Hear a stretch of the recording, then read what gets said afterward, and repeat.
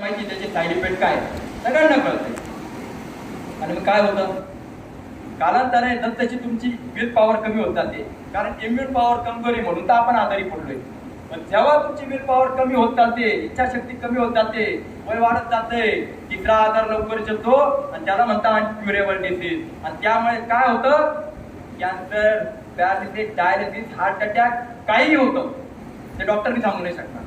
आणि मग आपण म्हणतो 2 दिवसापूर्वी त्या व्यक्तीशी मी खूप गप्पा मारल्या होत्या, आज अचानक कसा काय गेला.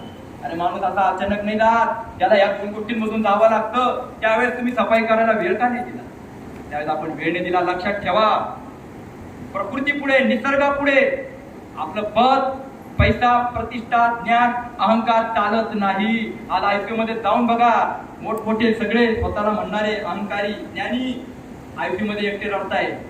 दुखण्यामध्ये रडायला सुद्धा कोणी भेटत नाही, कोणीच भेटत नाही. सगळ्या आयसीयूच्या दरवाजाच्या बाहेर असतात. 50,000 ते 1,00,000 रुपये दिवसाचा खर्च राहतो. इथं कमवायला किती दिवस लागतात, गमवायला किती वेळ लागतोय. रडायला कोणी भेटत नाही. मी म्हणतो खर्च करा, पण रिझल्ट तर मिळतोय का एवढं तर बघा.